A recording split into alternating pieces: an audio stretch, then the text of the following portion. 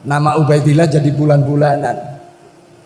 Kita tanpa Imam Ubaidillah, tanpa Alawiyah, Bani Alawi, mungkin kita tidak tahu apa-apa. Mungkin kita tidak tahu apa. Nama Ubaidillah jadi bulan-bulanan.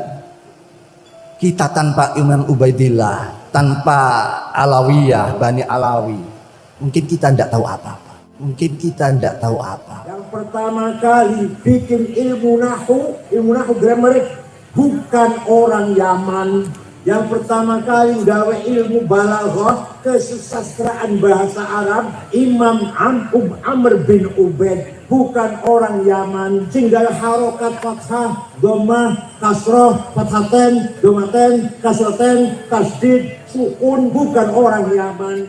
Sing gawe ilmu usulul fiqh, piye caranya memahami Quran hadis, Imam Syafi'i, bukan orang Yaman, orang Gaza Palestina. Abu Hanifah mazhab Hanafi, bukan orang Yaman. Ahmad bin Hambal, bukan orang Yaman. Imam Malik, Hasyim Asy'ari, ulama, kiai, nasionalis, pahlawan nasional. Wahid Hasyim, ulama, hafal Quran, nasionalis, pahlawan nasional. Kiai Wahab, ulama, ngajar santri, mulang santri, kiai, nasionalis, pahlawan nasional. Saya cari mana pahlawan orang Yaman, nggak ada.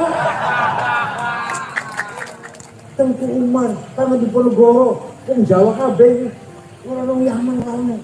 Malah ada orang Yaman jadi mufti Betawi, digaji oleh Belanda, mengeluarkan fatwa haram melawan Belanda.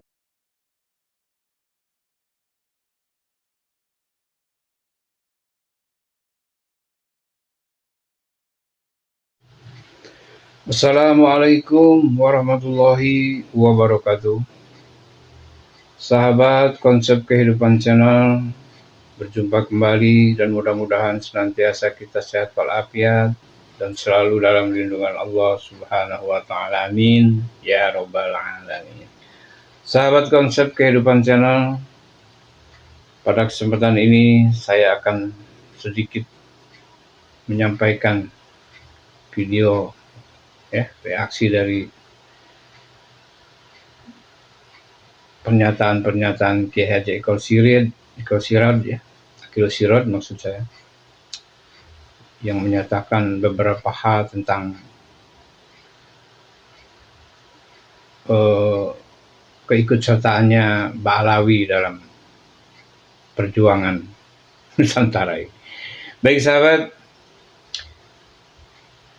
di depan tadi Anda telah menyaksikan cuplikan, yaitu pernyataan dari seorang Rois Am PBNU yang menyatakan kalau tidak ada Ba'alawi kita tidak akan bisa apa-apa, tidak bisa tahu apa.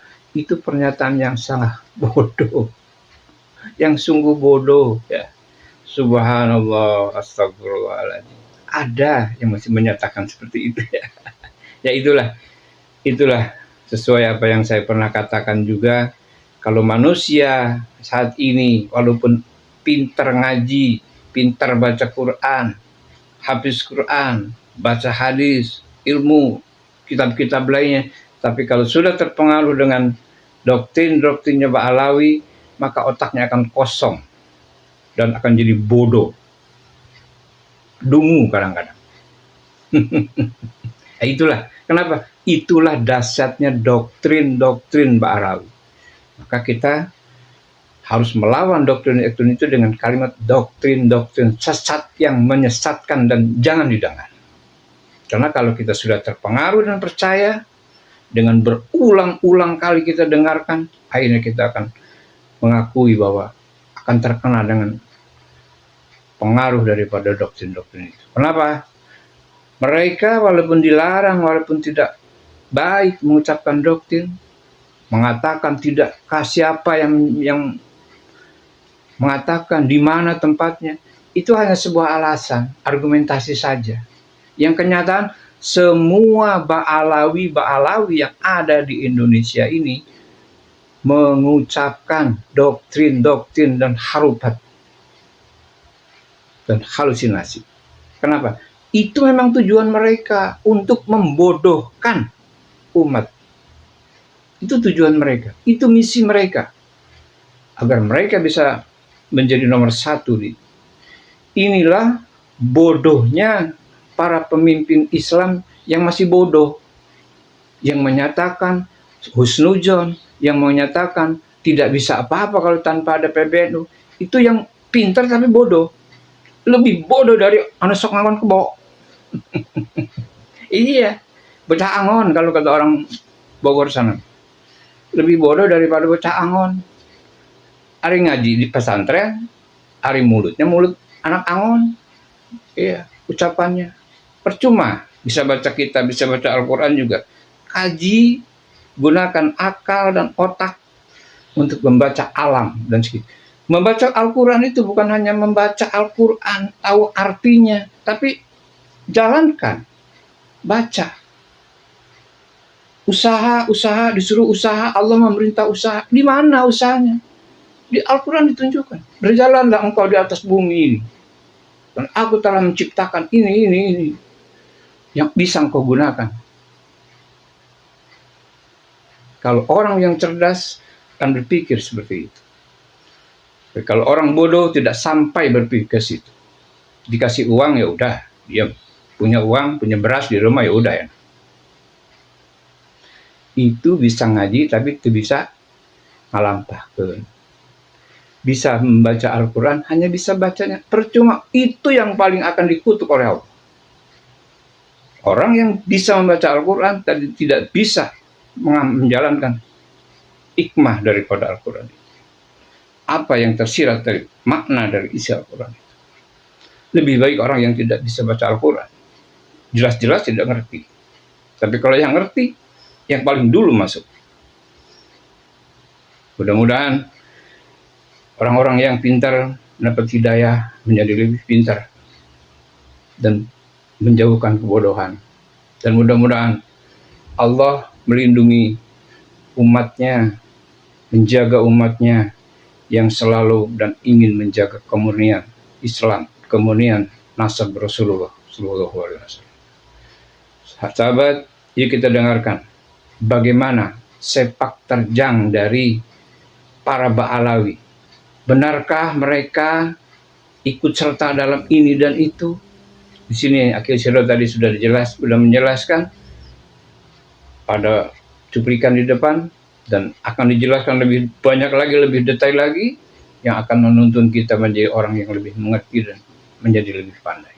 Yuk kita belajar untuk mengisi hati kita, mengisi pikiran kita, mencerdaskan akal dan hati kita agar kita tidak terbelenggu kepada Ba'alawi. Sahabat, terima kasih atas kebersamaannya. Selamat menyimak, semoga bermanfaat. Itu orang yang himmahnya besar, orang yang berani. Nabi Muhammad itu tidak pernah takut. Konsep kehidupan channel Pernah diancam oleh orang Quraisy mau dibunuh. Panjang diancam langsung mundur. Kanjeng Nabi jawab, wallahi law wada'u syamsa fi yamini wal qamara fi yasari ala an atruka hadzal amr ma taraktu hatta ahlika dunah. Rasul diancam mau dipatahin. Jawabnya apa? Demi Allah, seandainya orang Quraisy meletakkan matahari tangan kananku, bulan di tangan kiriku, agar saya berhenti dakwah, saya tidak akan berhenti sampai saya menang atau saya mati. Ibu, himmahnya Rasulullah SAW. Panjenengan ngoten mboten? Panjenengan ngoten mboten? Nggih. Insyaallah. Tenan ta? Kanjeng Nabi diancam mau dipatahin, mau dipenjahit. Jawabnya, demi Allah, matahari di tangan kananku, bulan di tangan kiriku, agar aku berhenti dakwah, saya tidak akan mundur sampai saya menang atau saya mati. Jadi kan ngoten mboten.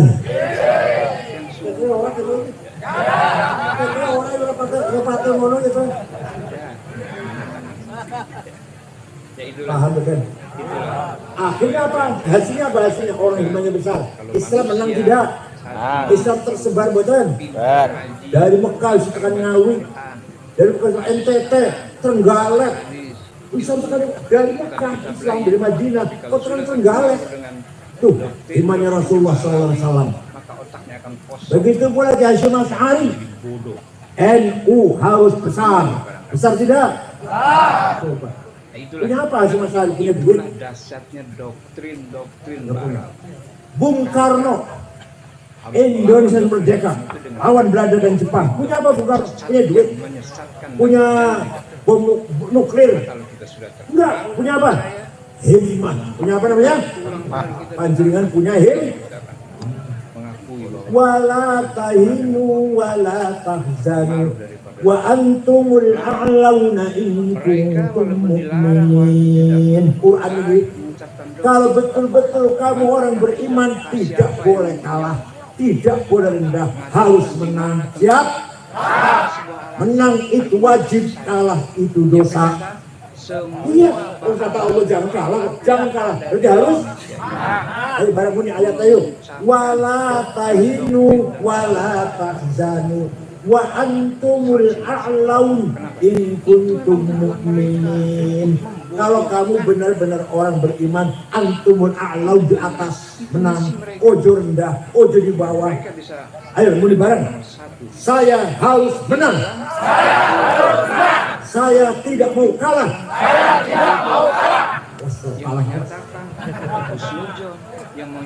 Menang itu wajib, kalah itu sudah paham. Lebih bodoh dari anak Pun sekolah. sesampunipun menang Islam bersebar sampai ke India, sampai ke Maroko, Afrika Utara, Paling Barat, sampai ke Turki, Islam pun menyebar. Tinggal diisi dengan ilmu pengetahuan. Islam tersebar sampai Indonesia, sampai Maroko, sampai Turki. Tinggal diisi dengan ilmu pengetahuan pendidikan. Nah, yang berjasa besar mengisi ilmu pengetahuan itu, nih, jangan kaget. Yang pertama kali bikin ilmu nahu grammar, bukan orang Yaman. Tenang. Namanya Imam Amr bin Kumbur atau Imam Sibaweh, orang Persia, orang Ajam. Yang pertama kali gawe ilmu balaghah, kesusastraan bahasa Arab. Ma'ani, bayan, badi, itu supaya bahasa Arabnya bagus seperti Quran. Imam Amr bin Ubaid, bukan orang Yaman. Yang pertama kali gawe ilmu tajwid, idhar, idgham, ikhfa, iklab, qalqalah, mad lazim, majaiz, matobi'i. Namanya Imam Abu Ubaid Qasim bin Salam, wafat tahun 224, bukan orang Arab. Yang singgawe titik, titik siji ngisor, titik dua dhuwur, titik tiga dhuwur, titik tengah siji, hak non titik. Namanya Abul Aswad Ad-Du'ali, bukan orang Arab. Singgawe harokat fathah, dhammah, kasroh, fathaten, dhammaten, kasroten, tasdid, sukun, bukan orang Yaman. Namanya Imam Khalil bin Ahmad Al-Farahidi, orang Farhad. Bagaimana Afghanistan, bukan Yaman. Singgawe ilmu usulul fiqh, piye caranya memahami Quran hadis. Imam Syafi'i, Abu Abdullah Muhammad bin Idris bin Utsman bin Abbas bin Syafi' bin Ubaid bin Abdul Aziz bin Abdul Muttalib, bukan orang Yaman, orang Gaza Palestina. Saya kira di gempur nang Israel, Imam Syafi'i. Abu Hanifah mazhab Hanafi, bukan orang Yaman. Ahmad bin Hambal, bukan orang Yaman. Imam Malik dan seterusnya.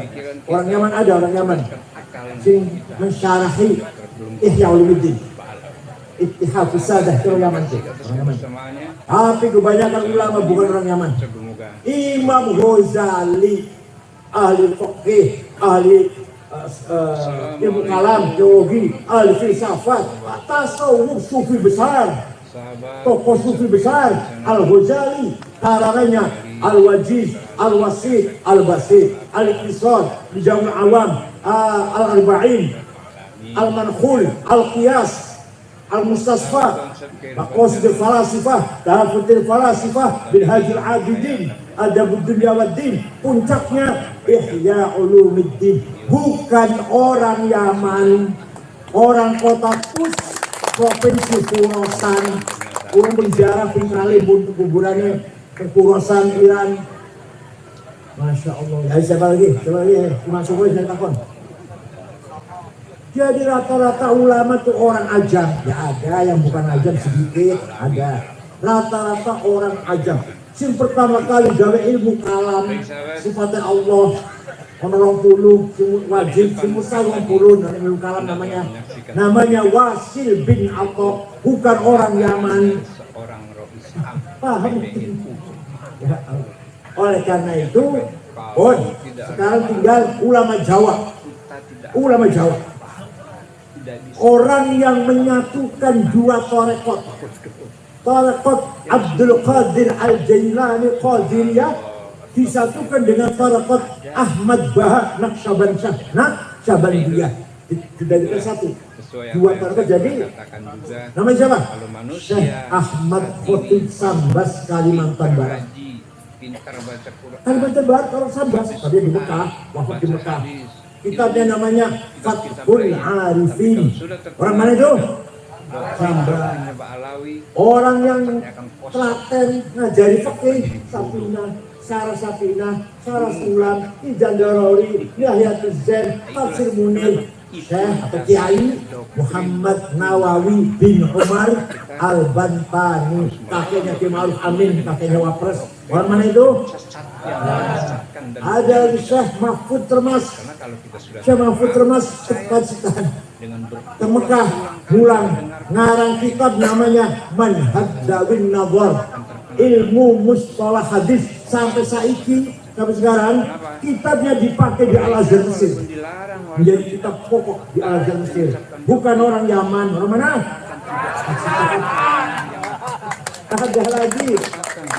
Ada lagi Syekh Abdus Somad Palembang. Orang Palembang juga ulama besar di Mekah ngajar. Syekh Yasin Padang baru wafat tahun 90.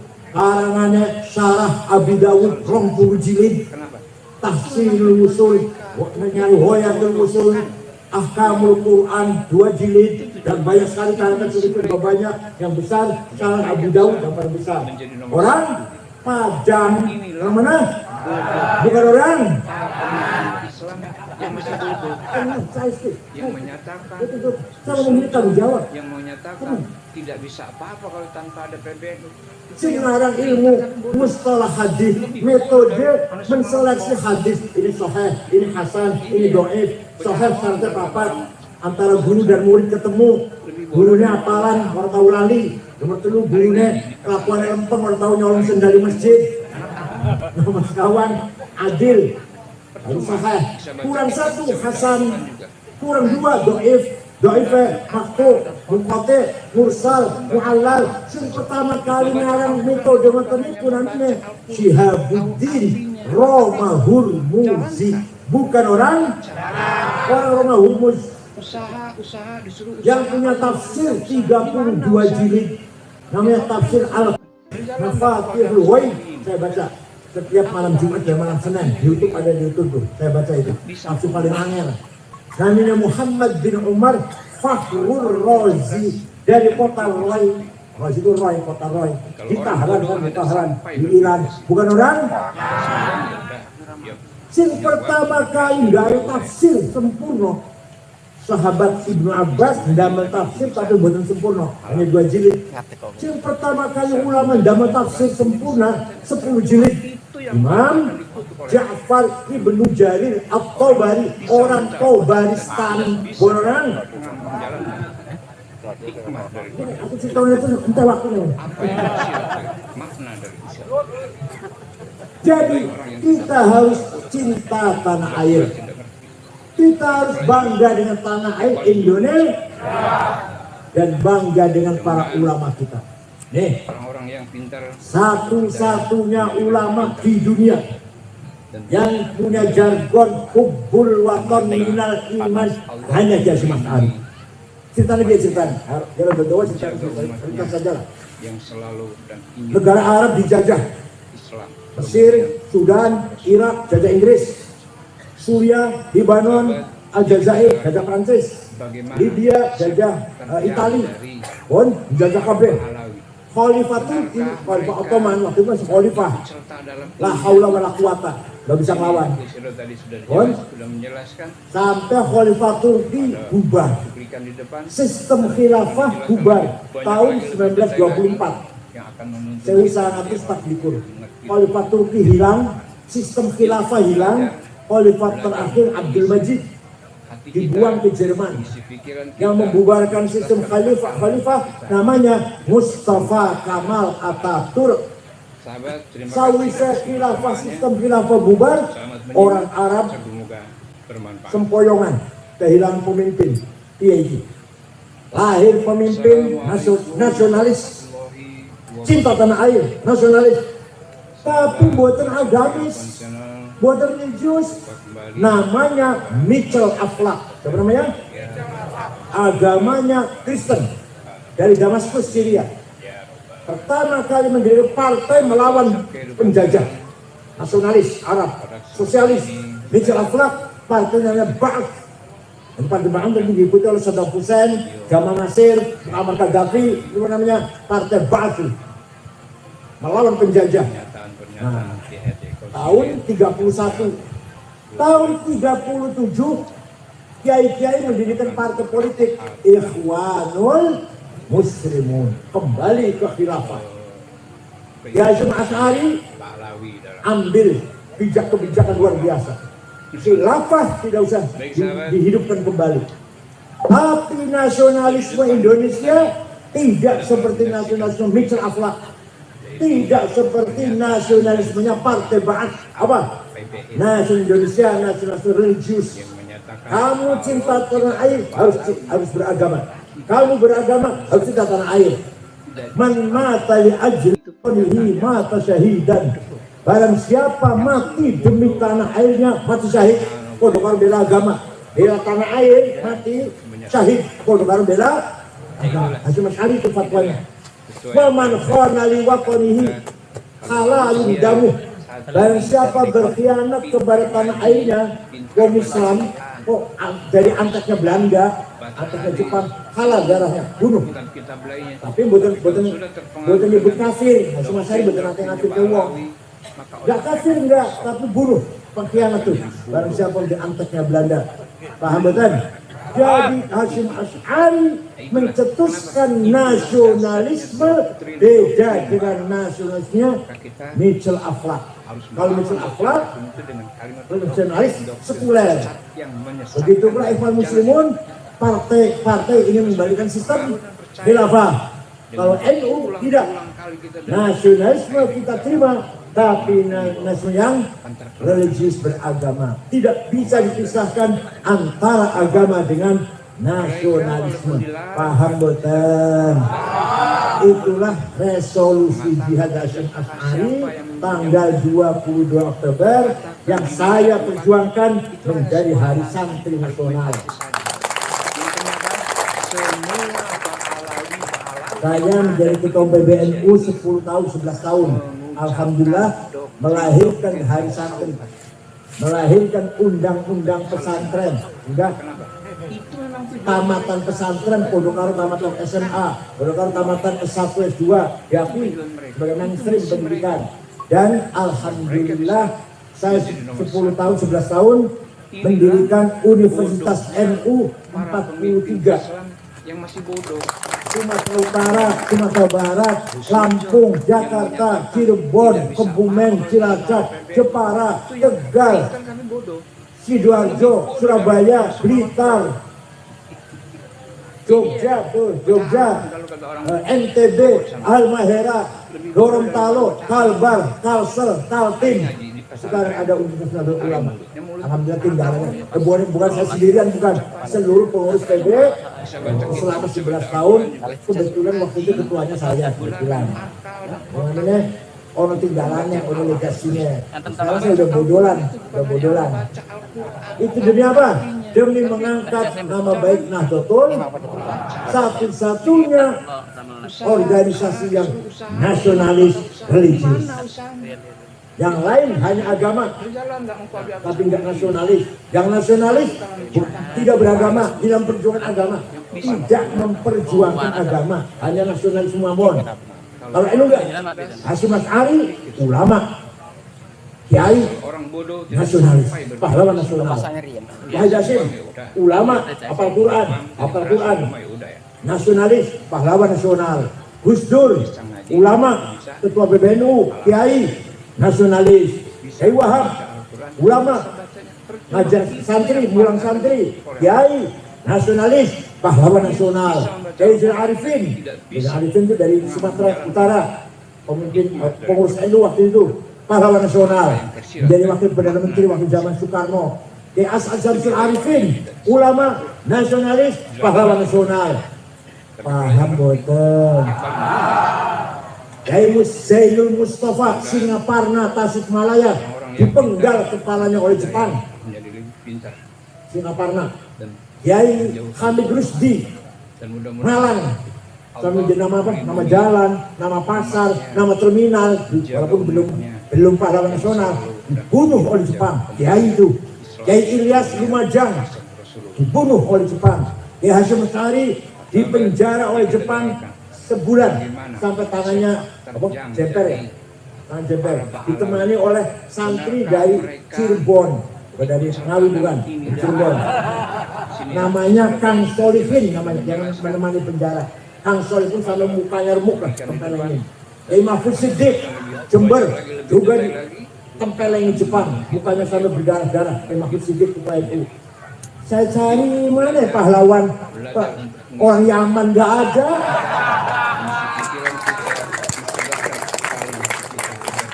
Cuma kiai semua ini. Tengku Umar, sama di Ponorogo, kan Jawa kabeh ini. Orang Yaman kamu. Malah ada orang Yaman jadi mufti Betawi digaji oleh Belanda, mengeluarkan fatwa haram melawan Belanda. Itu malah. Paham bukan? Kita bangga tidak jadi orang Indonesia dengan ulama kiai Indonesia. Alhamdulillah. Dengan pesantren paham betul, anu bangga betul. Pada kesempatan ini saya akan yang ahli bahsul masail kiai Jawa. Ayo, jangan ngali. Yang bahsul masail. Orang-orang nyaman. Kiai Afifuddin Muhajir Situbondo, Kiai Afif Joso itu ahli bahsul masail.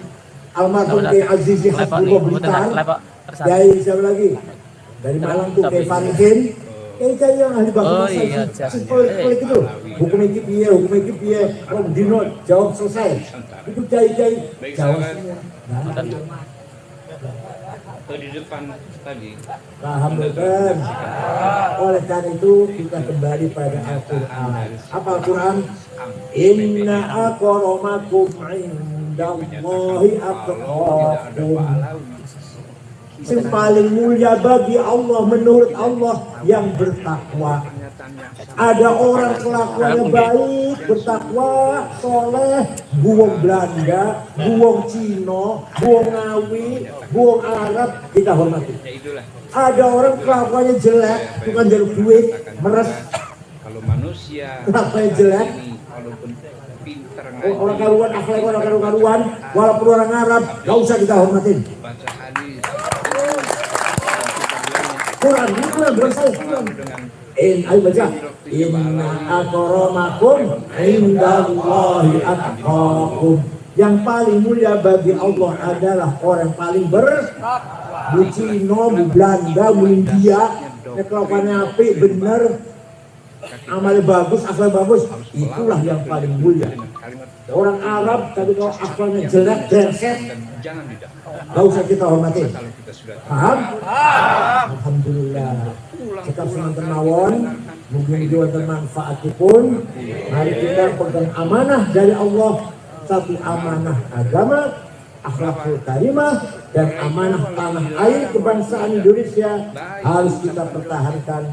Kebanggaan kita karena sisi tanah yang kita banggakan ini adalah amanah dari Allah, amanah thaqafiyah dan hadariyah, amanah membangun pendidikan, ekonomi, politik, semuanya harus kita bangun dengan sekuat-kuatnya. Doktrin dan harubat